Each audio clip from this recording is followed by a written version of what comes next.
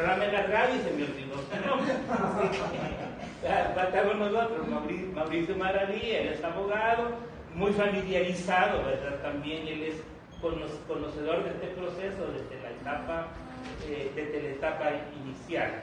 Y ya saben, él comparte con Álvaro Artigas, con el doctor Álvaro Artigas, un programa de radio que se llama San Romero, la Iglesia y el País.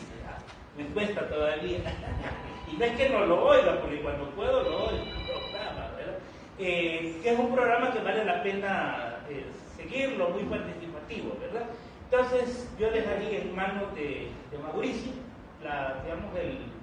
lo que resta, ¿verdad? Hoy vamos siempre a seguir en la temática de la casa común, pero queremos ver más cómo en el cuidado del medio ambiente, qué espacios tiene la parte legal o cómo legalmente ese aspecto es tratado, y por supuesto desde la perspectiva siempre, eclesial. Bueno, recibamos a Mauricio.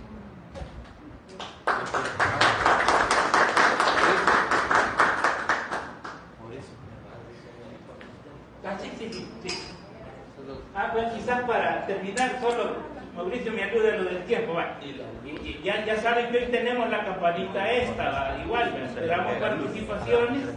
Vamos a dar un espacio más o menos de 3 minutos y con esta campanita les avisamos cuando el tiempo se les vaya agotando.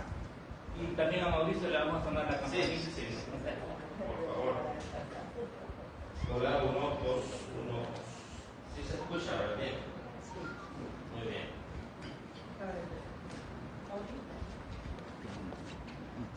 Ya.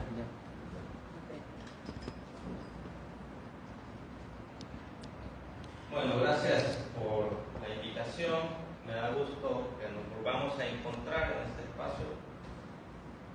Bastantes rostros conocidos, a algunos otros no tanto. Yo me presento, soy Mauricio Maravilla, soy abogado y comunicador. Ya he estado hace algunas semanas aquí en este espacio compartiendo otra sesión sobre los principios para construir una sociedad según el corazón de Dios. Esta es la tercera sesión dentro de esta jornada de talleres en este seminario. La primera creo que estuvo a cargo de Álvaro Artigas, que vino a reforzar los principios y a hablar sobre el principio. Para Monseñor es muy importante. En este libro se recogen los 10 principios para construir una sociedad según el corazón de Dios. El sexto, la responsabilidad ecológica, tiene que ver con eso. Y la inspiración también se encuentra en la Laudato Si, que es la encíclica del Papa Francisco sobre el cuidado de la casa común. Hoy vamos a hablar del marco jurídico, de todo lo que tiene que ver con la parte legal, con el ordenamiento jurídico, el andamiaje jurídico. A los abogados a veces nos gusta hablar en esos términos, y lo peligroso de esos gustos es que a veces la gente no entiende de qué se está hablando. Marco jurídico, ordenamiento jurídico, jurisprudencia, todas estas cosas se escuchan muy a menudo, pero hay que traducirlas, digamos, hay que trasladarlas a un lenguaje más comprensible. Por eso no entendemos cuando, por ejemplo, escuchamos hoy con más frecuencia que en el quehacer legislativo se abusa tanto de la dispensa de trámite. ¿Qué es la dispensa de trámite, por ejemplo? Decir cosas así, están presentes en el lenguaje, en los medios de comunicación. Uno escucha dispensa de trámite. ¿Qué es eso? ¿Qué significa? Bueno, a veces no lo entendemos, son cosas que hay que irlas explorando. Bueno, vamos a hablar de esto, del marco jurídico aplicable en El Salvador, y vamos a tener también una mirada de los ordenamientos jurídicos internacionales para hablar del cuidado de la casa común. Es una frase de Monseñor Romero del 3 de junio de 1979. Es espantoso oír por todas partes el 79, que va escaseando la gasolina, que el aire se está corrompiendo, que no hay agua, que hay regiones de nuestra capital donde el agua apenas llega por minutos y a veces nada. 79 es hoy día. Wow. Que los mantos de agua se están secando, decía Monseñor, en el 79. que aquellos ríos pintorescos de nuestras montañas han desaparecido. La alianza, esto es muy importante porque hasta aquí, digamos, es como un diagnóstico o una fotografía de ese momento. Esto es lo que está pasando. Y Monseñor le da una explicación teológica también, digamos. La alianza del hombre con Dios no se está cumpliendo. Es decir, hemos traicionado esa alianza con Dios, porque el hombre es el señor de la naturaleza y se está convirtiendo en un explotador de la naturaleza. Vamos, Señor, ahí hay una explicación, primero, teológica, sobre la alianza de Dios con los hombres que se está rompiendo, y luego el abuso, ¿no?, de las capacidades que tiene el ser humano. Ahora ya no se dice el hombre como género humano, la humanidad, pues, hombres y mujeres, mujeres y hombres. Bueno, esta frase, el 79, parece como surrealista, en aquel momento para Monseñor ya era un tema de preocupación, el tema del medio ambiente. Eso como banderillazo de salida. Vamos de lleno a lo que nos ocupa esta mañana. El marco jurídico aplicable cuando hablamos de temas de medio ambiente. Primero, los fundamentos constitucionales. Entendemos que la Constitución, acá,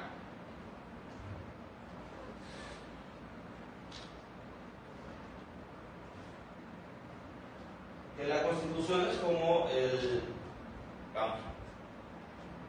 se supone que las constituciones son como el gran acuerdo político de un país, ¿no? Que aquí es como el contrato social, que dentro de este librito se ordena la vida social, que debe estar dentro de esos términos, de lo que aquí se habla. Debate aparte es el origen de la Constitución, ¿no? También es importante, por supuesto. Todo el mundo dice, bueno, es la Constitución de la Asamblea de Dauisson, etcétera, pero visto desde un punto de vista constitucional, digamos, si se cumpliera esta Constitución, aunque venga de Dauisson, viviríamos en un país muy diferente, si se cumpliera eso. Ya vamos a comenzar a ver por qué. La primera Constitución de El Salvador de corte social es la Constitución del 50. Es la Constitución en la que por primera vez se reconocen derechos como el derecho a la seguridad social, por ejemplo, o el derecho a la previsión social. Antes del 50 no estaba regulado el tema de pensiones, el tema de seguridad social, hasta la del 50. Es como una ola de constituciones a nivel mundial que van recogiendo reclamos sociales, porque además acaba de ser proclamada la Declaración Universal de los Derechos del Hombre. Entonces, estas constituciones ya van recogiendo estas cosas. Entonces, la del 83 sigue la misma línea. Es una constitución que desde su artículo 1 nos dice cuál es el propósito de la existencia del Estado como tal. La persona como el origen y el fin de la actividad del Estado. Literalmente el artículo lo que dice es que El Salvador reconoce a la persona humana como el origen y el fin de la actividad del Estado. El Estado que está organizado para la consecución de la justicia, la seguridad jurídica y el bien común. En el inciso tercero, en consecuencia es obligación del Estado asegurar a los habitantes de la República el goce de la libertad, de la salud, de la cultura, el bienestar económico y de la justicia social. Artículo 1. Por eso les digo, si se cumpliera esta Constitución, otra cosa sería, así venga de Dauisson o de quien quiera que venga, pero en el texto, la Constitución es muy bondadosa. Primero, en el artículo 2 ya se habla de otros derechos, el derecho a la vida, la integridad física, entre otros derechos. Esos son como los fundamentos constitucionales cuando pensamos en que todos los habitantes de El Salvador, desde que nacemos, tenemos esos derechos. Que el Estado tiene la obligación de garantizar esos derechos. Es importante fijarse que desde el artículo 1 y en el 2 ya se reconoce el derecho a la salud. Hay otros, por ejemplo, cuando los abogados piensan cuando en algunos casos hay colisión de derechos, se le llama. Hay como dos derechos en pugna. Por ejemplo, en los casos de interrupción del embarazo, entonces hay momentos en los que peligra la madre del niño, peligra la vida de la madre y peligra la vida del ser naciente. Entonces allí hay una colisión de derechos y hay todo un debate ahí para definir qué se pondera. Pero en estos casos hay como una jerarquía. Primero el derecho a la vida, porque es el que le da origen a todos los demás derechos. Luego el derecho a la libertad, a la salud, y tiene todos los demás derechos. El derecho a la salud es importante porque no se puede gozar de salud en un ambiente que no es saludable, digamos. Y la salud entendida, como la entiende la Organización Mundial de la Salud, como un estado de bienestar biopsicosocial, biológicamente, salud mental también, y socialmente, que los entornos en los que nos movemos sean buenos entornos. Salud es un estado de bienestar biopsicosocial. De ahí la importancia de pensar desde el artículo 1 y 2 en el derecho al medio ambiente. De hecho, hay una cosa bien particular, porque, por ejemplo, la Constitución, y ha sido el debate durante los últimos 15, 18 años, no reconoce el derecho humano al agua, por ejemplo. La Constitución no lo reconoce. O sea, ahí viene la importancia de las interpretaciones constitucionales, porque en un caso, en Huizúcar es un recurso de amparo que se interpuso a la Sala de lo Constitucional. Había un lío ahí porque habían unos pozos que pertenecían a Huizúcar y que habitantes de Rosario de Mora llevaban el agua hasta sus lugares. Entonces la alcaldía de Huizúcar quiso poner una tasa municipal por esos pozos que estaban ahí, que llevaban agua a otro municipio. Entonces los habitantes que se vieron afectados con ese tributo interpusieron un amparo ante la Sala Constitucional anterior, y la Sala al final terminó resolviendo una resolución que hay que leer, es bien interesante, porque allí la Sala reconoce el derecho humano al agua, es decir, por vía de interpretación constitucional. No está en el texto de la Constitución, pero la Sala dice en un apartado de esta sentencia que no se puede gozar de buena salud si antes no se tiene derecho al agua y al saneamiento.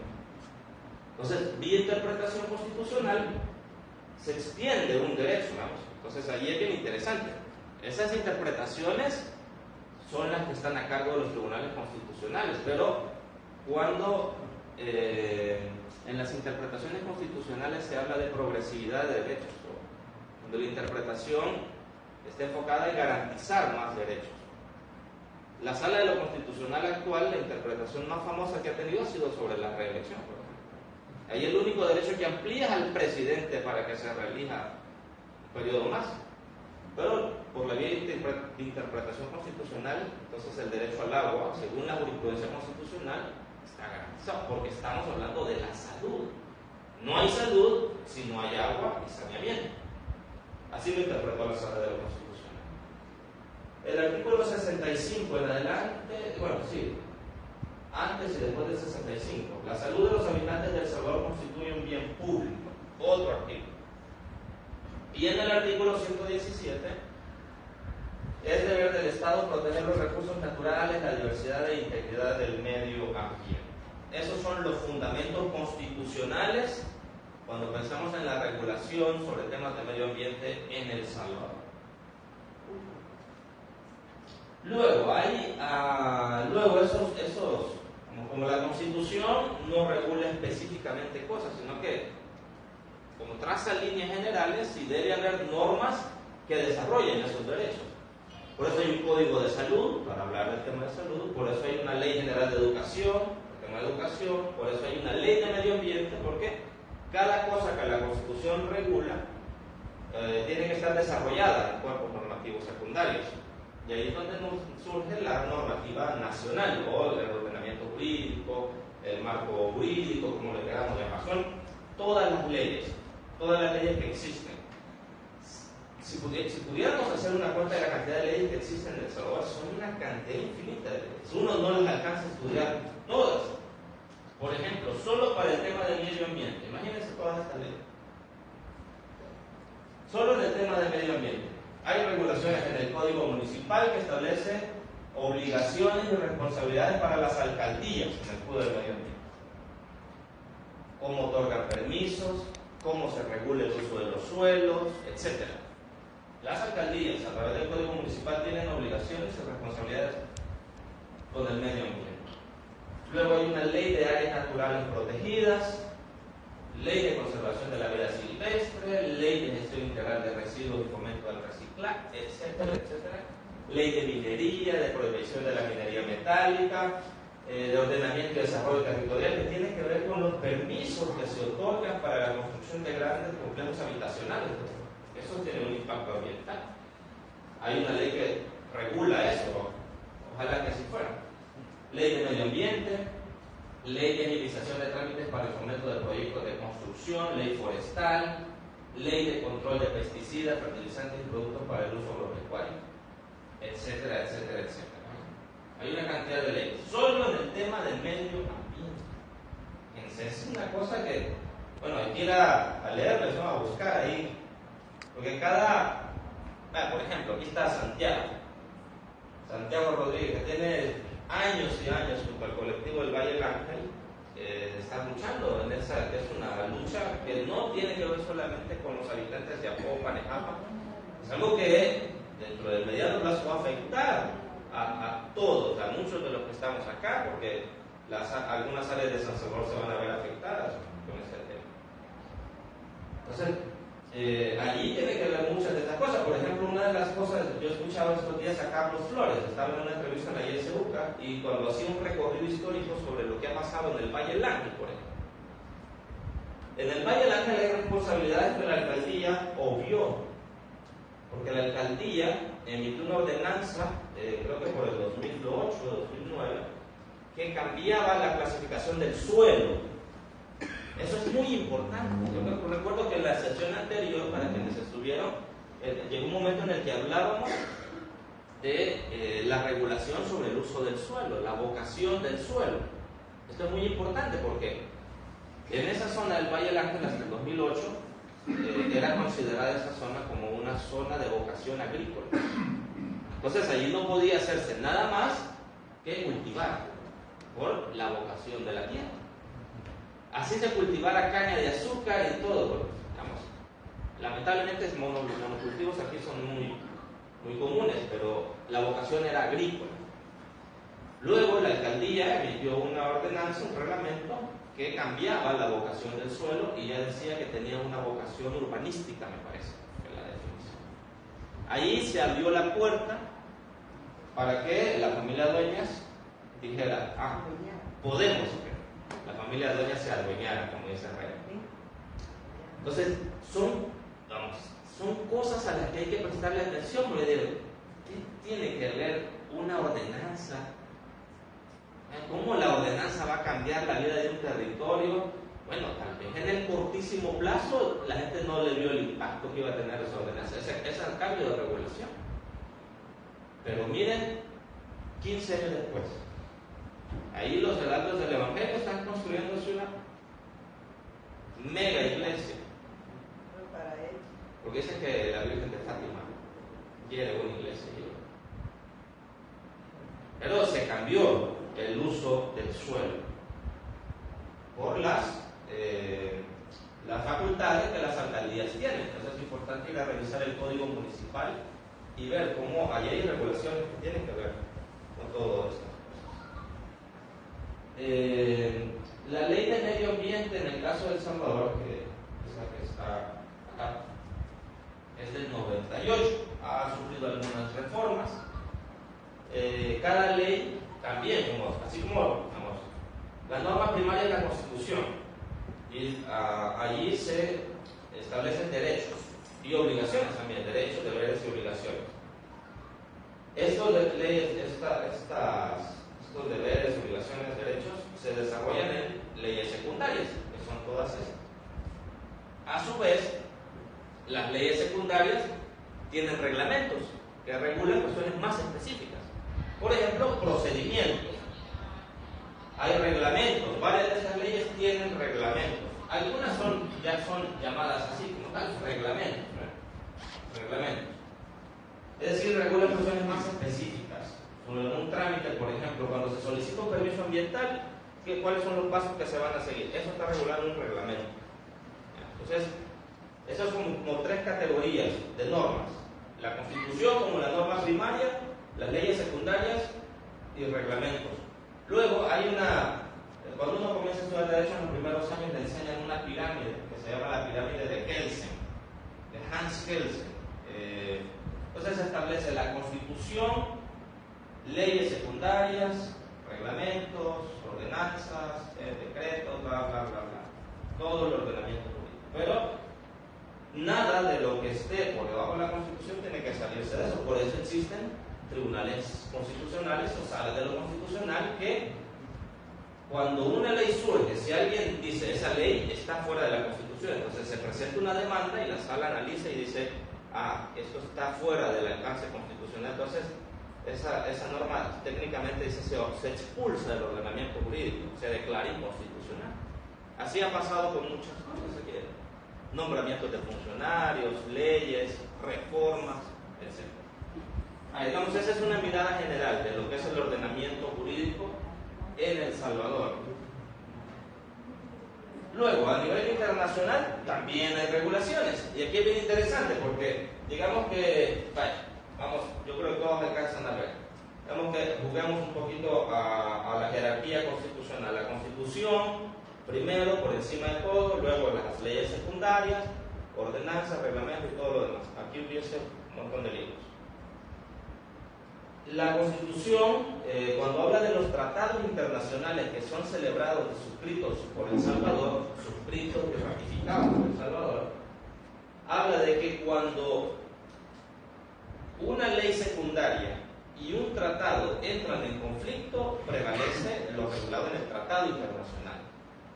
Eso se conoce como un principio de convencionalidad, es decir, las convenciones están por encima de las leyes secundarias, convenciones y tratados suscritos por El Salvador. Recientemente se venció el plazo, hace unos meses, un año, para que El Salvador suscribiera, ratificara el acuerdo de Escazú, por ejemplo. El acuerdo de Escazú es un acuerdo regional que habla sobre protección a defensores de derechos ambientales y regula temas de transparencia en temas ambientales. Es decir, todo lo que tenga que ver con cuestiones ambientales tiene que ser público. Por eso, por ejemplo, cuando la alcaldía de Apopa cambió el uso del suelo, si el acuerdo de Escazú hubiese estado ya vigente y ratificado por El Salvador, a eso tuviese que dársele publicidad, ¿no? Para que la gente sepa qué es lo que está pasando. Porque luego tiene que ver con la vida de todos. Entonces, por eso el acuerdo de Escazú busca eso: protección a defensores de derechos ambientales y publicación, publicidad, transparencia en todo lo que tenga que ver con la regulación del medio ambiente. ¿Qué hizo El Salvador? Dejó pasar el tiempo y no ratificó el acuerdo de Escazú. Es obvio, ¿no? Ya vamos a ver algunas explicaciones de por qué El Salvador no lo hizo. Vamos a avanzar más. Enunciamos algunos de los cuerpos normativos internacionales con vigencia en El Salvador. El Acuerdo Regional sobre Movimientos Transfronterizos de Desechos Peligrosos, la Convención Marco de las Naciones Unidas sobre el Cambio Climático, la Convención relativa a los humedales de importancia internacional, especialmente como hábitat de aves acuáticas. Ya vamos a ver esto cuando pensemos en el aeropuerto del Pacífico, que es uno de los grandes proyectos del gobierno actual. Convención de las Naciones Unidas de lucha contra la desertificación en los países afectados por sequía grave, etcétera, etcétera, etcétera. Convenio de Estocolmo, convenio sobre el Mercur, etcétera. Muchas regulaciones. Ahí podemos llenar 3 láminas de esto y más, con regulaciones. Esto es importante. Vaya, por ejemplo, la ley del medio ambiente.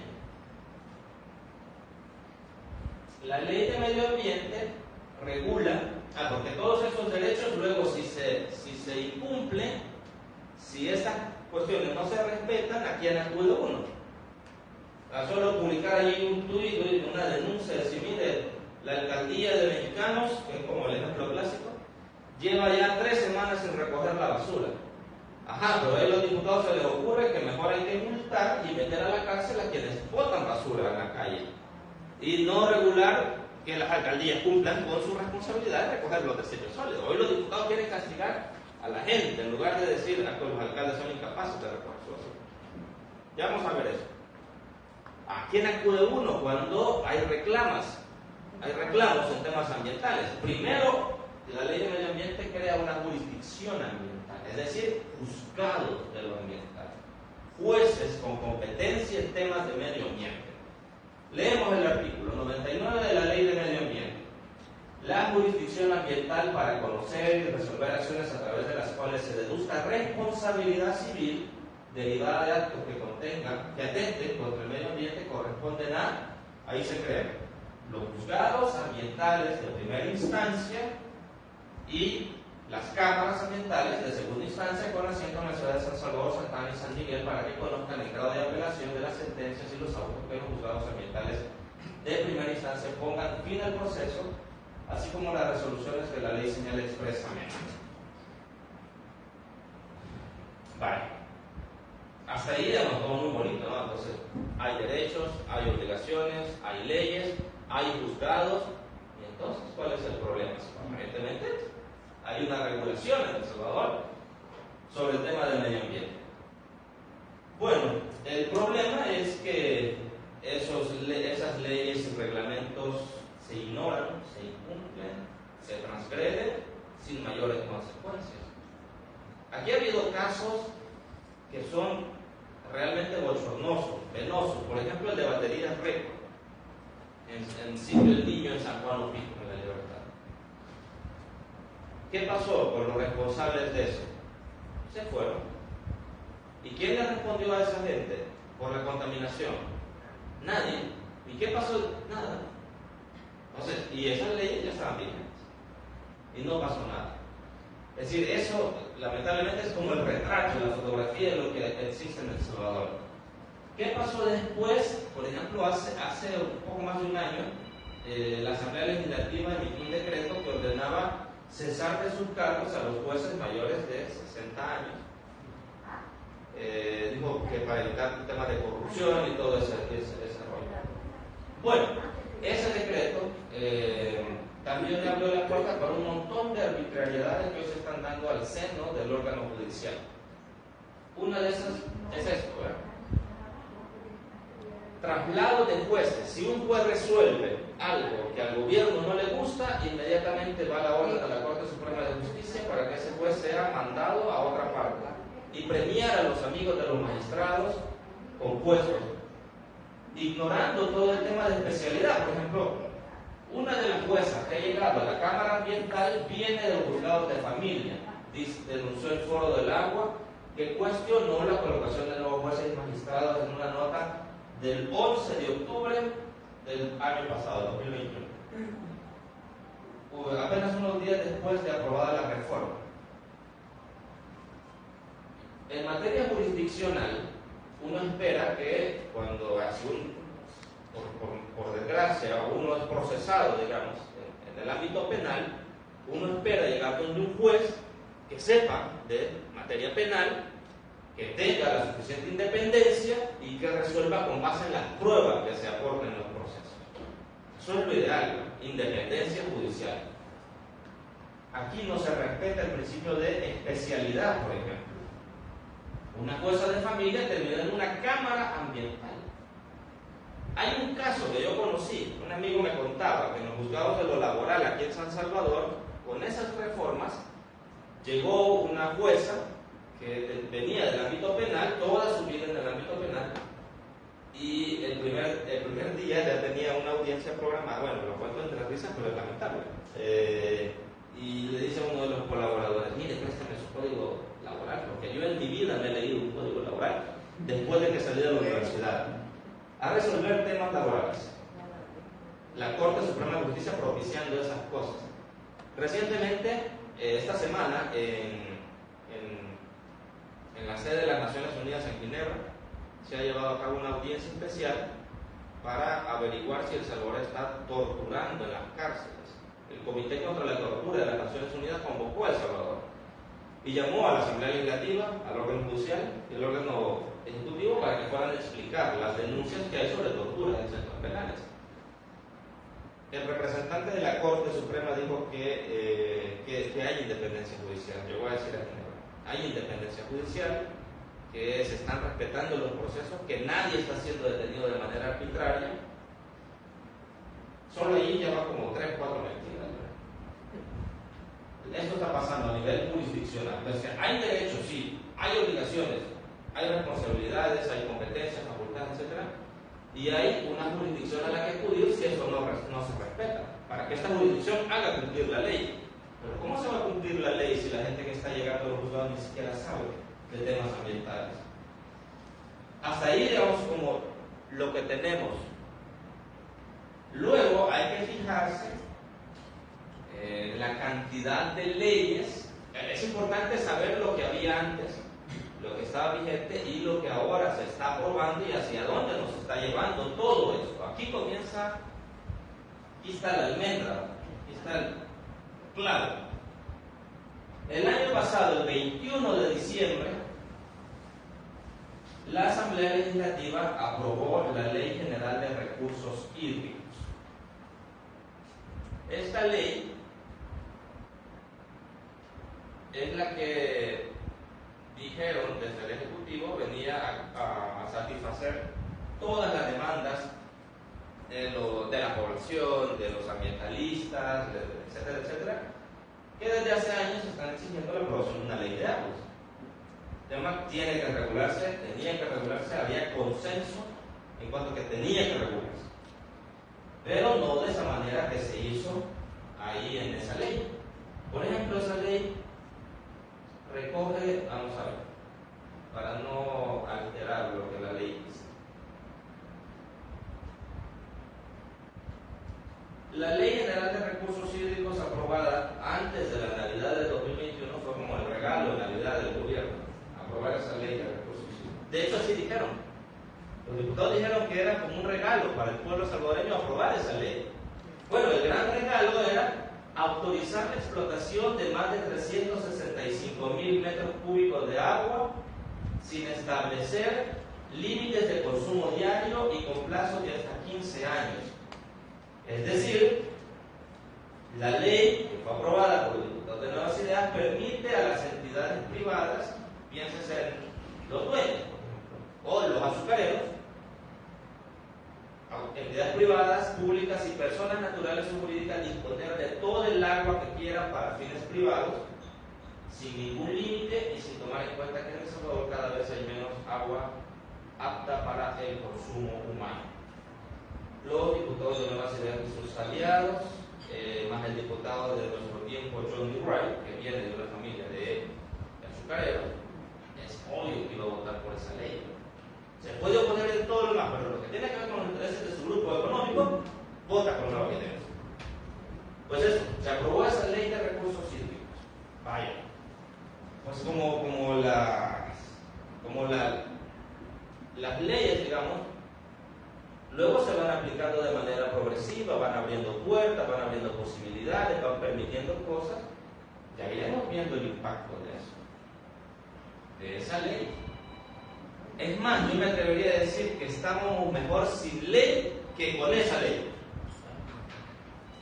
Es decir, porque esa ley entonces hoy le da puerta libre para que los privados exploten todo el agua que quieran. Esa es una ley. Luego, la ley especial para la construcción de centros penitenciarios, porque como ya llevan cerca de 60,000 personas capturadas con el régimen de excepción, dicen el sistema penitenciario no da abasto, entonces hay que construir una mega cárcel. Ahí andaban circulando fotos recientemente en las redes sociales de cómo va la construcción de esa cárcel. ¿Quién la estará construyendo? ¿A saber de quién será ese negocio? ¿Quién va a alimentar a esas personas? ¿Qué contratos hay detrás de eso? Un montón de cosas ahí alrededor de eso. Pero el tema que nos ocupa hoy, para construir ese penal, se fueron a meter a una zona en Tecoluca, una zona también que era de cultivo de la gente. Entonces, ¿quién defiende a esa gente ante esos abusos? Les compraron la tierra por un precio menor, los obligaron casi a venderla. Ese es un tema. Y aquí vienen dos cuestiones fundamentales. Estas dos esas dos cosas, porque no solo tiene que ver con la construcción de proyectos a gran escala, por ejemplo, un aeropuerto, lo que significa la construcción de un aeropuerto, o un tren. Vaya, si uno se lo piensa en términos económicos, digamos, o las posibilidades que puede ofrecer un aeropuerto para la región, para la creación de empleo, ese es el discurso oficial, ¿verdad? Si eso es una cosa, ¿quién se va a oponer a eso? Bueno, y viene igual con el tren. ¿Quién se va a oponer a que hay un tren que si en otros países hay y se llega rápido y el comercio se mueve, la economía se dinamiza? ¿Quién va a estar en contra de todas esas cosas? Bueno, uno no estaría en contra si nos hicieran atropellando tantas cosas, ¿verdad? Pero la ley es que como para construir esto hay que también abrir las puertas legales, ¿no? Para que no haya ningún impedimento. Ley para la construcción, administración, operación y mantenimiento del Aeropuerto Internacional del Pacífico. Ley de régimen especial para la simplificación de trámites y actos administrativos relativos al tren del Pacífico. Dos leyes aprobadas a inicios de este año. Lo común entre estas dos leyes, los legisladores aprobaron que las construcciones de ambos proyectos no se rijan por la Ley de Adquisiciones y Contrataciones de la Administración Pública, la CAP, que establece controles para los contratos, ¿no? Entonces, estas dos leyes no van a respetar la CAP. Pero además, implican esto. El Ministerio de Medio Ambiente cambió sus directrices para avalar un aeropuerto en una zona de manglar. Ahí están los costos ambientales. Hay regulaciones, hay protección de zonas como los manglares. ¿Y qué hizo el Ministerio de Medio Ambiente? Cuando vio que el aeropuerto del Pacífico contradecía esos reglamentos, esas leyes, lo que hizo fue no dar, entonces el proyecto no va porque viola la ley, no, entonces cambiamos la ley. Y cambiaron el reglamento. Una de las promesas esta es una nota de gato encerrado, una de las promesas de campaña de Nayib Bukele cuando era candidato presidencial era la construcción del aeropuerto en el oriente. Cuando llegó al poder, su gobierno encontró que las directrices del medio ambiente no permitían la construcción del aeropuerto, porque está en una franja costero-marina en la Unión y puede traer graves afectaciones medioambientales en el manglar que ahí existe. El manglar es el tamarindo. También encontró que los terrenos ubicados en la zona donde se va a construir el aeropuerto eran propiedad de agricultores, así que la solución fue práctica. El ministro del Medio Ambiente cambió sus propias reglas para permitir la construcción del aeropuerto y la Asamblea aprobó una ley para expropiar a los agricultores. ¿Vale? Eso es lo que tenemos, esa es la bancada cian. Ahí hay un video en YouTube que luego ustedes pueden buscar en el canal de Gato Encerrado en YouTube sobre los desplazados del aeropuerto. Hay testimonios ahí. Todas estas gentes representan a otra gran cantidad de gente que se va a ver afectada por eso. Entonces, bueno, si podemos asumir el papel del ausente, digamos. La explicación del otro lado es, bueno, ya les vamos a encontrar una solución, les vamos a comprar sus terrenos, esa zona después va a crecer económicamente, va a generar 4.500 empleos directos, dicen, en el primer año de funcionamiento de construcción, va a traer economía, etcétera. Se piensa en esos términos. Porque además el lenguaje del gobierno es así, grandilocuente. Es como el faraón. Construir las cosas más grandes. Por eso era el hospital más grande de Latinoamérica para atender casos de COVID. El más grande, siempre lo más grande, es como un lenguaje faraónico. Bueno, el aeropuerto está dentro de esas ideas también. Hay quienes dicen, bueno, ese proyecto nunca se va a concretar.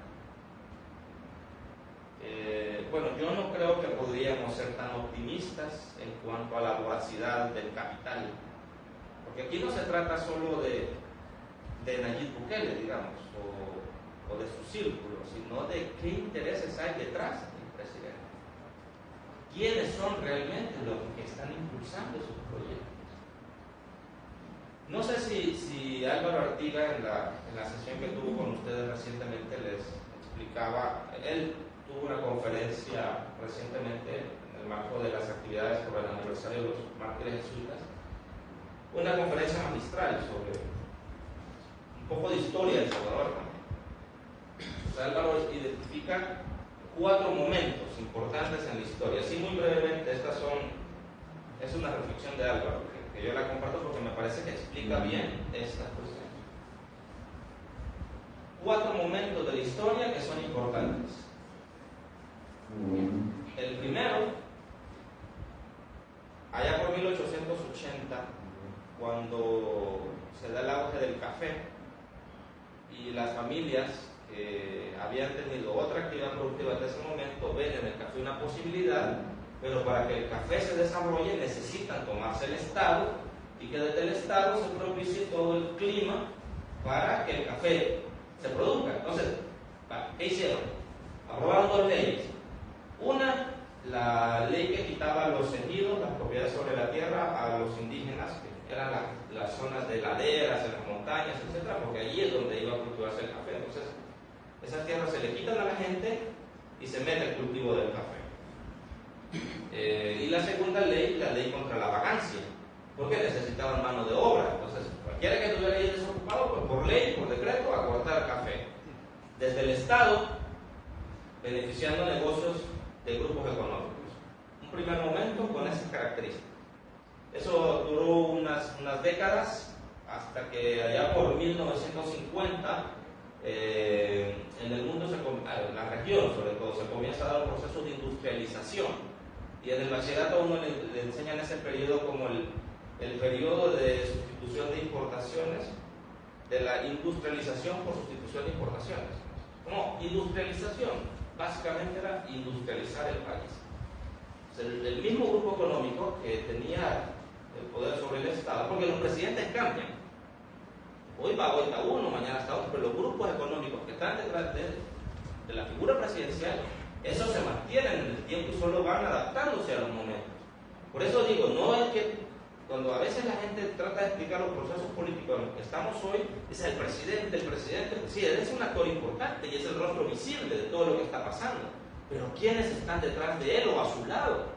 ¿Con quiénes ha pactado él todas estas cosas? ¿Quiénes están beneficiando? No es solo él, hay otros grupos económicos ahí. Entonces, en el 50 pasó algo similar.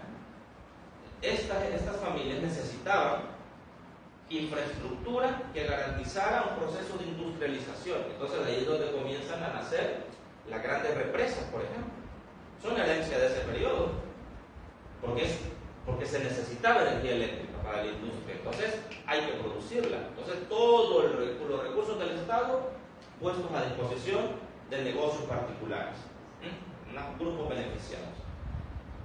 Luego, después del conflicto armado, cuando el conflicto afectó gravemente a la agricultura y había que buscar opciones, además coincidía esto con el consenso de Washington, se dan en El Salvador las reformas neoliberales. Y hay un libro dorado de Fusades, por ejemplo, que recogía las recomendaciones. El gobierno tiene que adoptar estas medidas económicas para que El Salvador despegue y sea, como hoy se dice, una potencia, un ejemplo a nivel mundial, el Bitcoin y todo eso. Bueno, en aquel momento eran las privatizaciones. Se privatizó las telecomunicaciones, Antel pasó a ser una entidad pública a ser privada, se privatizaron las pensiones, ya por el 98, ya toda una oleada. Todo eso es como una década de privatización. La banca, sobre todo, por la banca hay unas cosas ahí graves. Pero ese es un tercer momento.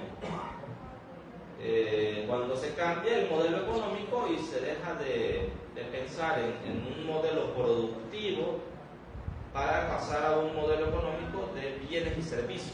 Entonces hoy lo que vemos son restaurantes, hoteles, digamos que pequeños comercios, digamos, la formalidad, digamos, en El Salvador está basada en ese rubro económico, bienes y servicios.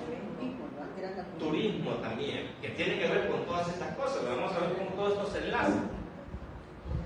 Y el cuarto momento es el que estamos viviendo hoy, que no es en sí un cambio de modelo económico, sino que es una profundización del modelo económico neoliberal, y añadimos extractivista.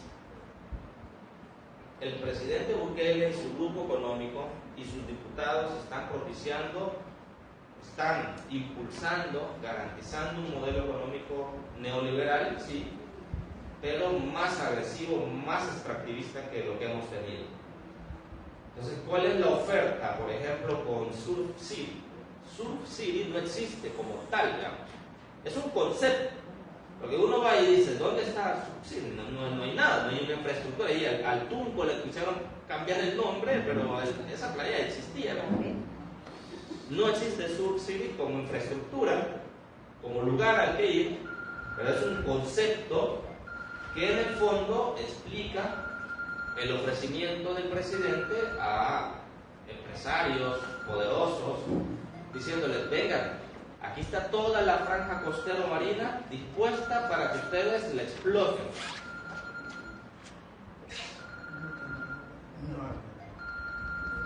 Es la alarma. Es como ese ofrecimiento, ¿no? Es decir, aquí está toda esta zona costera que nadie la ha explotado hasta el momento, aquí hay una gran riqueza. Entonces, ¿por qué no vienen a poner aquí sus hoteles, sus empresas, etcétera, etcétera?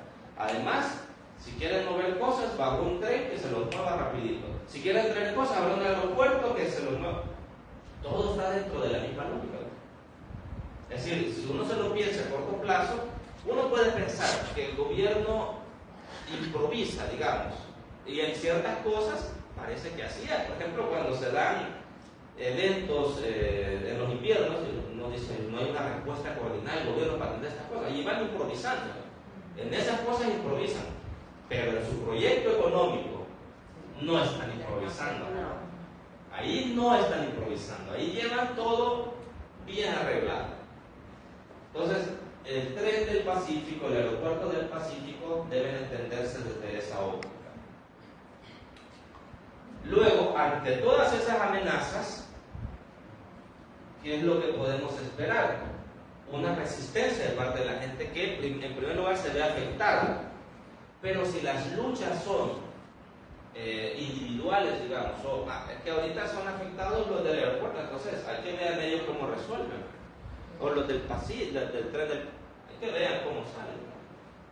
De manera aislada es más fácil que se propicien estas cosas. Por ejemplo, en la hacienda La Labor, en Aguachapán, hay una empresa, la inmobiliaria Fénix, que quiere construir un proyecto urbanístico. Bueno, quiere construir unos pozos.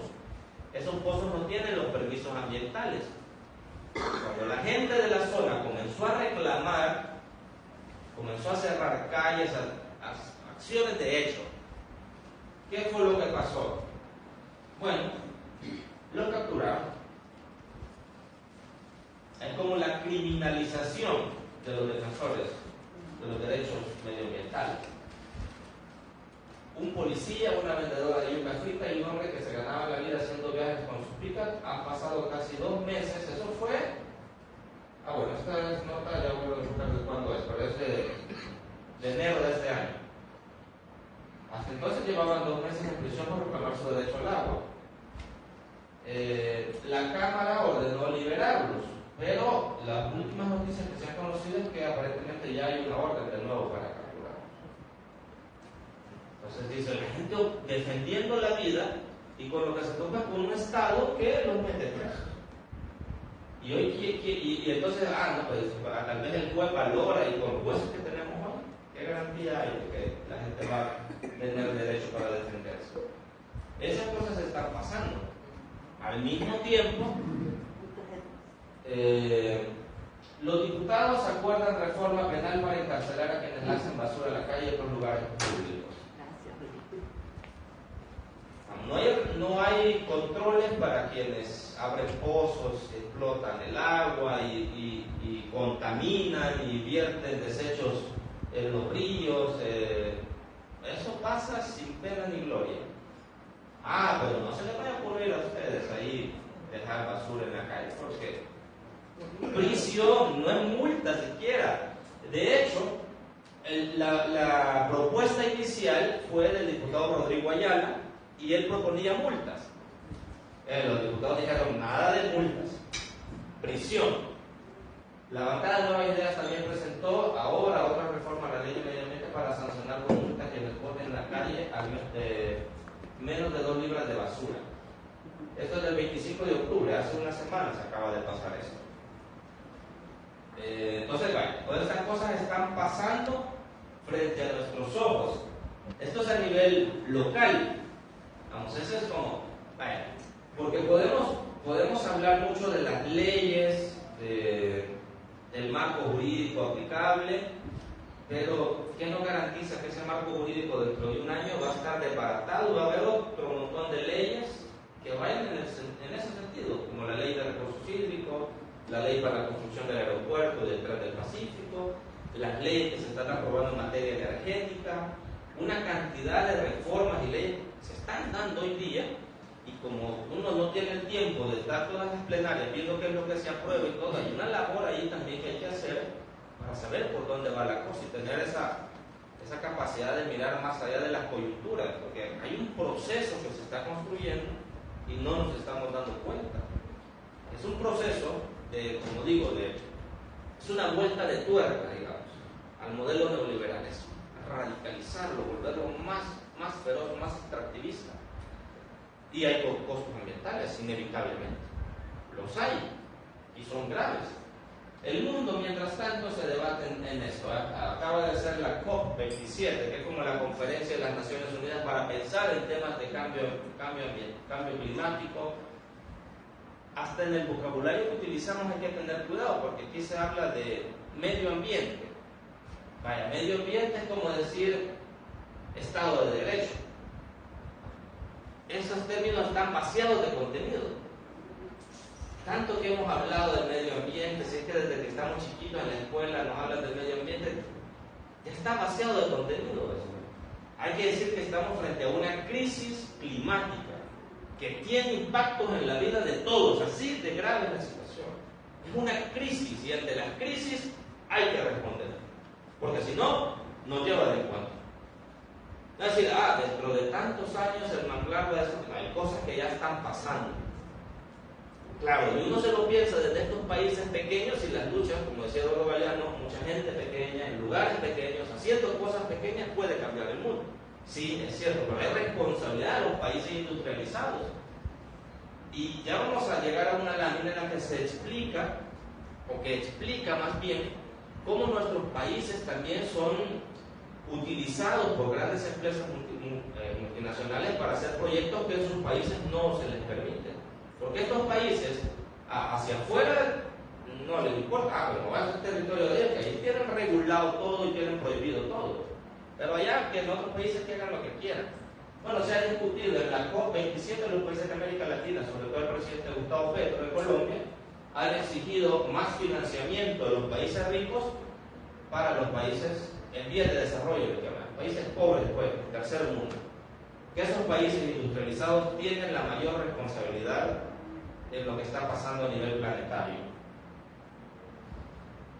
Esta es una nota de ayer. Ayer el Departamento del Tesoro de los Estados Unidos emitió, más bien incluyó en la lista Magnitsky, le llaman, a 2 personas que son, aquí está, Dmitry Kudryakov e Irina Litvinuk, que son rusos. ¿Qué es lo importante de esto? Esta gente está vinculada con 2 mineras que tienen operaciones en Guatemala. Y el Departamento del Tesoro de los Estados Unidos los ha incluido ahí porque se ha descubierto toda una red de sobornos de esas mineras a jueces ambientales de Guatemala, fiscales, autoridades del gobierno, las multinacionales haciendo de las suyas en nuestros territorios.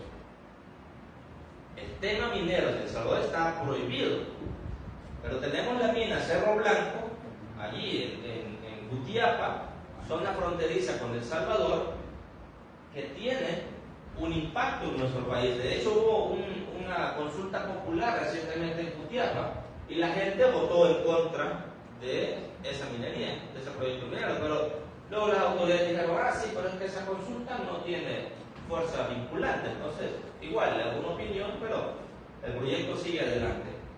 Esto tiene que ver con nosotros porque es contaminación al río Lempa y la importancia que tiene el río Lempa para nosotros. Ambientalistas le han solicitado al gobierno de El Salvador establecer un diálogo con su par de Guatemala para enfrentar los posibles impactos del proyecto minero en el río Lempa. De hecho, un diputado de Nuevas Ideas, al preguntarle sobre esto, dijo: oye, ¿qué vamos a hacer nosotros como diputados?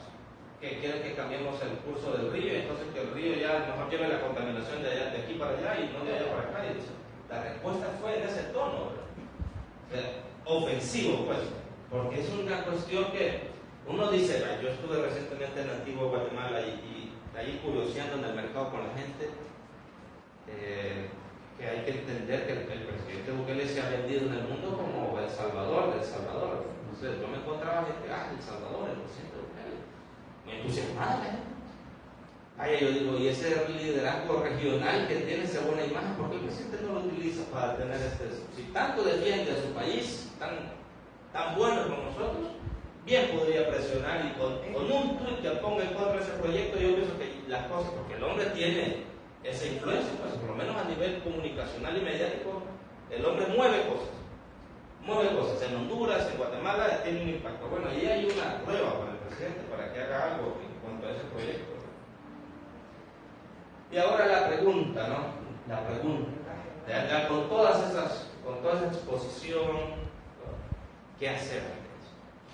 Y mi parte, digamos, porque yo no soy quien tiene una receta para esto, y vienen las experiencias del tipo de lucha como el que Santiago Rodríguez y otra gente hace en el Valle del Ángel, como la que se está haciendo en otros territorios. Todas esas expresiones de lucha tienen que encontrar una conexión, digamos, que los agentes de la labor, las personas que fueron detenidas por agentes de la policía en la hacienda de la labor, están solos ahí. No hay redes, por ejemplo, que garanticen una buena defensa para esta gente, digamos. Así como las luchas individuales, o las luchas, que mi colectivo defiende esto, entonces, bueno, los otros defenderán lo suyo. Hay que ir creando toda una red para que nos ayude a defendernos de esto de manera coordinada. Porque, por ejemplo, no sé, Santiago tal vez podrá decirnos cuáles son las zonas aquí en el área de San Salvador que se verían afectadas por el proyecto del Valle del Ángel. Vaya, pero a lo mejor aquí algunas zonas que se van a ver afectadas ni conciencia tienen de eso. O la gente de Opico, por ejemplo. Porque estamos criticando al gobierno de Nuevas Ideas, a sus diputados y todo, pero saben que el FMLN fue el que dio los permisos primero para la construcción del Valle del Ángel, y que ANDA firmó un convenio con Marco Fortín de ANDA para la explotación de agua en el gobierno del FMLN. Que tampoco vamos a repartir culpas así nada más, ¿no? A las cosas por su nombre. Y si este espacio de romerista tiene que llamar las cosas por su nombre. No vamos a andar vacilando ahí, no. El FMLN tuvo responsabilidad en eso. Hoy que no vengan ahí a decir que no, tienen responsabilidades. Ese convenio establece la creación de 6 pozos. 2 pozos en esta zona de Apopa, para que ANDA tomara de allí el agua, creo que eran 200, no sé cuántos, 160 litros de agua por segundo, es así, ¿verdad? Y digo, bueno, aquí garantizamos una parte para ANDA y los 4 pozos restantes que van a ser los que van a servir para el proyecto, que se construyan en la zona de San Juan Opico. Bueno, entiendo que esa zona de Opico, San Matías, que Saltepeque, es una zona rica en agua, pero riquísima en agua. Bueno, la gente de San Matías ni enterada de esto. No saben, digo yo, hasta cuando yo fui a averiguar hace un par de años, ¿y eso qué es? Del Valle del Ángel, entonces, pero eso está allá, llegando a San Salvador, ¿verdad? Ajá, pero que aquí van a traer, desde aquí van a abrir unos pozos que van a llevar el agua para allá. Entonces, todo eso implica que hay que estar comunicados, que tenemos que establecer esos contactos, esos nexos. ¿Qué hacer ante todo esto? Entendernos como comunidades. que ir creando esos nexos, esos lazos, porque lo que pasa aquí tiene un impacto allá, porque lo que pasa con la mina de Cerro Blanco en Jutiapa tiene que ver con la vida de todos, porque va a afectar el EMPA. Es decir, no hay cuestiones aisladas, porque es que la mina está en Guatemala y tiene que ver con nosotros, como si el medio ambiente entendiera, que aquí pasa la frontera, entonces la contaminación llega hasta aquí, de allí ya es otro rollo. No funciona de esa manera. Entonces, esas cosas hay que tomarlas en cuenta. Por eso, la pregunta que queda para todos es esta: ¿qué hacer ante eso? Ahí está el marco jurídico existente todavía en El Salvador y las modificaciones que se están dando con las leyes que se están aprobando en la Asamblea. Hagan el ejercicio un día de sentarse. Yo sé que les estoy pidiendo bastante, pero podrían intentarlo, sentarse a ver una plenaria,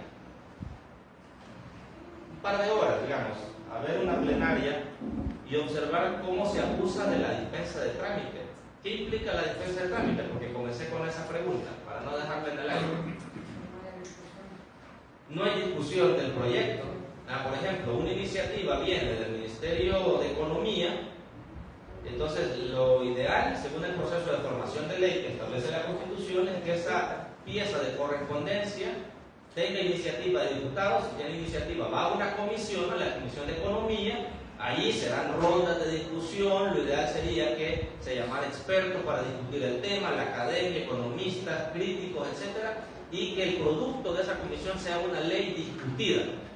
Y si eso no fuese suficiente, esa ley todavía llega al Pleno, y en el Pleno se dan debates y se discute y se justifica por qué aprobar una ley. La discusión pública, los parlamentos sirven para eso. Esa es la lógica del parlamentarismo: discutir las cosas. La dispensa de trámite ignora, se salta todos esos procesos. No hay discusión en la comisión, nadie se sabe. De hecho, yo me he enterado de proyectos de ley que los propios diputados votan y que apenas lo recibieron hace 2 horas. No los conocían. Porque primero votan y puyan el botón y después preguntan de qué era. Eso es lo que está pasando. Eso es lo que está pasando hoy día. Yo digo, ante eso, qué grave lo que está pasando. La dispensa de trámite es eso, ignorar la discusión. Es que fíjense en las plenarias, es que esas cosas, yo pienso que es como la puesta en escena del oficialismo. Y fíjense en las transmisiones de la Asamblea, hay un muchacho, que es un muchacho colochito, que antes era periodista y trabajaba en un periódico. Hoy es el representante de Karim Bukele y en el hemiciclo de la Asamblea, en el Salón Azul. Hay un salón atrás de los diputados donde este muchacho está, y pues allí recibe los mensajes y se acerca a hablarles al oído de los diputados, a decirles cosas, porque son órdenes directas. Eso está pasando hoy día en la Asamblea Legislativa. Claro, ¿qué pasaba antes? Bueno, a lo mejor las cosas eran de otra manera, pero siempre hemos tenido una Asamblea deficiente. Tampoco es que nosotros digamos que lo que había antes era mejor. Bueno, no estoy diciendo eso, sino que estoy diciendo que lo que se está haciendo es demasiado nefasto. Era menos peor. Era menos peor. Así se seguirán aprobando leyes. Así seguiremos viendo cada semana. Se aprobó con dispensa de trámite reformas a la ley tal. Se aprobó con dispensa de trámite reformas al reglamento tal. Se aprobó con dispensa de trámite cuando sentimos el ordenamiento jurídico del que les acabo de hablar ya no existe y existe otro. Y nosotros ni enterados de todo lo que eso implica. Entonces hay que estar atentos, ¿verdad? Hay que entender los signos de los tiempos. Porque hay gente que viendo no ve y oyendo no oye, pues nosotros no tenemos que hacer de eso. Esa conciencia crítica de la que Monseñor habla, esas cosas son fundamentales. Yo no sé si Nelson me ayuda aquí. Yo quería poner un audio de Monseñor, pero a lo mejor lo pongo con el micrófono de una vez. ¿A dónde lo íbamos a poner? ¿En la compu? En la compu, pero tal vez se escucha. Porque como, vamos a ver, ¿se oye? No. Te lo voy a mandar al correo. Ya termino, ¿no?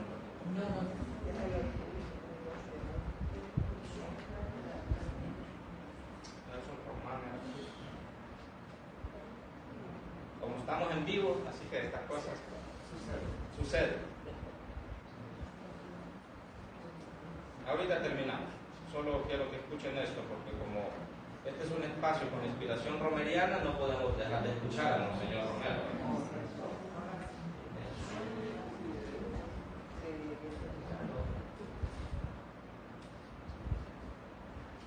O hago un WhatsApp.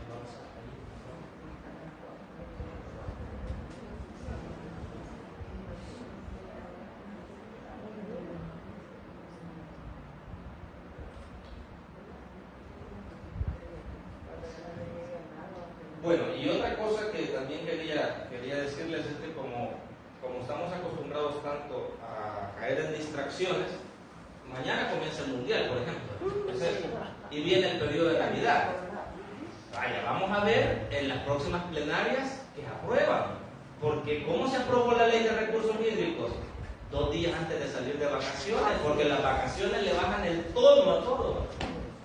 Hay que estar atento a lo que pasa en las próximas plenarias, porque seguro vendrán cosas. El jefe de fracción de Nuevas Ideas en cada plenaria pone en Twitter, dice, se vienen bombas. Se vienen bombas. Sí, sorpresas, dice. Pero, claro, al final de la jornada, ¿cómo? La medicina amarga. Es la medicina amarga, sí. Al final de la jornada hay un montón de reformas aprobadas y todo eso. Entonces, como viene la distracción del Mundial, ahora, si uno se la quiere llevar...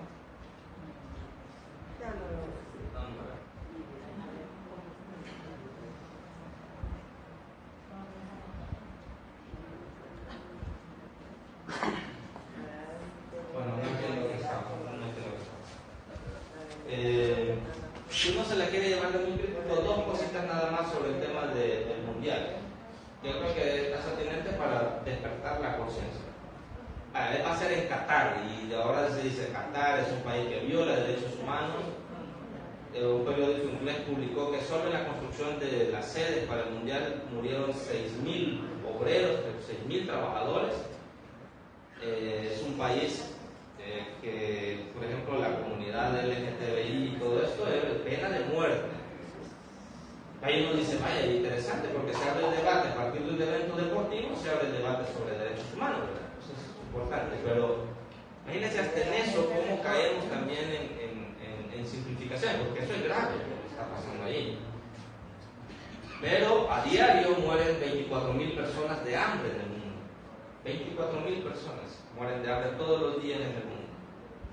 Esta semana, en la frontera entre España y Marruecos, la policía de Marruecos asesinó a 35 personas que venían huyendo de Sudán, de un conflicto étnico en Sudán, y la policía de Marruecos los mató allí en la frontera. Entonces ahora el debate en el Parlamento español es que como no estaban en el territorio español, sino que en el mundo están pasando cosas graves hoy día. No podemos ser insensibles a ese dolor, a esas realidades. Vamos, y indignan, sí. En México recientemente se acaba de publicar un estudio de un periódico que se tomó la tarea de revisar las cifras desde el 2006, cuando Felipe Calderón le declaró la guerra al narcotráfico. A día de hoy en México hay 150.000 desaparecidos.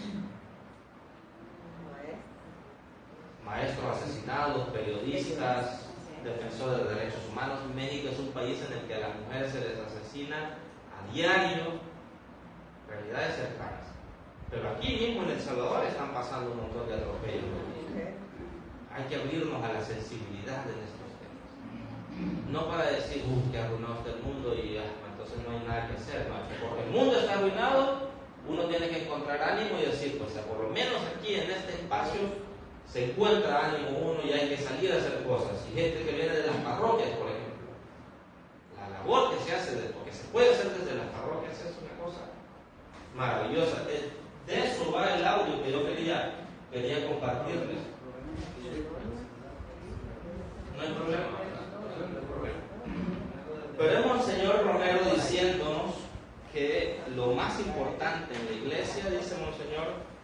no son los sacerdotes ni los obispos. Lo dice el obispo mártir de El Salvador. Porque el problema es que si el padre no nos da permiso, es que como es que el padre se enoja. Entonces, dice Monseñor, lo más importante de la iglesia no son los sacerdotes ni los obispos, los laicos, los bautizados. De hecho, cuando recibe el bautismo, ¿qué le dice? Se convierte en sacerdote y rey, profeta y rey. Ese es el bautismo del cristiano. Entonces, vaya, desde ahí ya no solo que sea bautizado, ya suficiente para hacer cosas. Vamos a ver.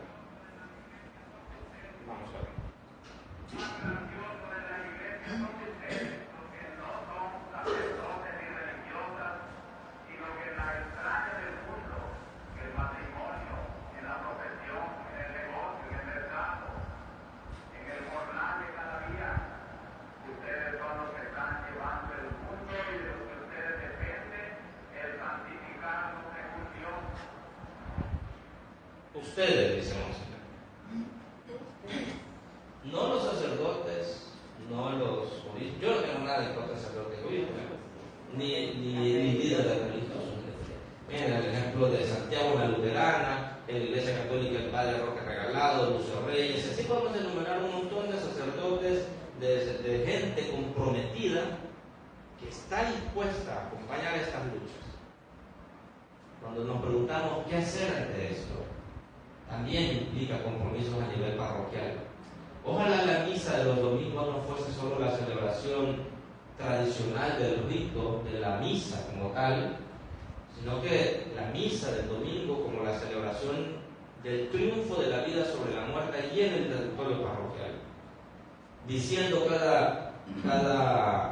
cada semana en el ofertorio: hoy ofrecemos esta misa también como acción de gracias porque la semana pasada teníamos este problema y como comunidad hemos logrado hacer cosas para resolver ese problema. Es la celebración, el triunfo de la vida sobre la muerte. Había ahí tal necesidad que atender y como parroquia nos hemos organizado y ya tenemos allí respuestas a este problema. Haciendo cosas. ¿Se puede? Sí se puede. Lo peor que nos podría pasar es caer en el desánimo y creer que todo está perdido. Y decir, bueno, la iglesia nos consuela, la iglesia nos dice que en medio de todo este mundo y de lo que está pasando, pues viene el cielo, ¿no? Hay una tierra nueva y las calles de oro y la de Nueva Jerusalén y todo. Porque hay una mentalidad religiosa así, mágica, en mucha de nuestra gente, y hay que tener conciencia además del auge que están teniendo las iglesias pentecostales y cómo van ganando cada vez más terreno. En América Latina, por ejemplo, la elección de Brasil cuando Bolsonaro ganó estuvo definida mucho por las iglesias pentecostales, que defendiendo, según ellos, la visión tradicional de la vida, le abren la puerta a fascismos de ultraderecha como Bolsonaro, que en sus años de la administración, los 4 años que hizo, el Amazonas, si ese hombre seguía allí, se iba a acabar el Amazonas. ¿Y quiénes fueron un actor importante en esa elección? Las iglesias pentecostales. Hay que tener también atención, hay que ponerle atención a todas esas cosas. Porque algo estamos haciendo mal como católicos que hacen que mucha gente se vaya y al que perdemos en la iglesia no lo recuperamos. Es bien difícil que cuando alguien se va de la iglesia regrese. Por eso la tarea es no perderlos. Y no solo no perderlos, porque no se trata de cantidad, no es una cuestión cuantitativa, sino de los que se quedan, de quienes están allí, que sean conscientes de la responsabilidad que tienen. Los laicos conscientes de la responsabilidad que tenemos en las parroquias, en las iglesias. No ignoremos esa responsabilidad. En el territorio que tenemos influencia, porque no vamos a resolver ese tema de Qatar y de los... Pero aquí en El Salvador hay muchas luchas que dar. Hacia ahí tenemos que apuntar. En el tema del medio ambiente es No es una cuestión de reflexiones bonitas sobre el medio ambiente, ¿verdad? No, es una cuestión de vida o muerte. No hay aquí, por ejemplo, un plan de seguridad alimentaria. Una cosa básica, así es lo que comer todos los días. Y no hay una política pública enfocada a ese tema de la seguridad alimentaria. ¿Qué es lo que se cultiva? ¿Cómo se cultiva? ¿Cómo se potencia la agricultura? ¿Cómo cambiamos modo de entender la agricultura y vamos compartiendo también valor de la agricultura familiar y a los niños en las escuelas? Una lucha por la vida. Y no se está haciendo. A veces el debate es la lectura de la Biblia en las escuelas, por ejemplo. Y en temas en campañas electorales siempre aparece el tema. Son cosas que conectan con la gente a nivel emocional, y si la gente pues tiene sus ideas así como muy tradicionales, etc. Dice, bueno, discutamos estas cosas. Hay cosas como esto, la lucha por la vida que tiene que darse. Eso no hay que perderlo de vista. Y hay que encontrar modos creativos. Monseñor habla de la inventiva que tiene que tener el cristiano. Los cristianos, dice Monseñor, no tenemos que ir por los cauces ya construidos. Como esto es así, entonces así va a seguir siendo por los siglos de los siglos. No. Monseñor dice, hay que encontrarle nuevos cauces a la realidad política. Las cosas cambian. Y el cristiano también tiene que ir encontrando esas formas. Es inventiva. Albert Einstein decía que la crisis es una buena palabra porque en la crisis nace la inventiva. De los momentos de crisis, decía, la búsqueda de soluciones, nace la inventiva. Bueno, esta es una crisis climática, así con ese nombre y ese apellido, una crisis climática, una crisis por la vida, y a la crisis se les atiende con valentía. Hay que enfrentarlas, porque ignorándola no la corregimos. Hay que enfrentarla, y qué bien que estos espacios se abren para estas reflexiones, porque por ahí empieza la cosa, por entender dónde estamos parados. Así que muchas gracias.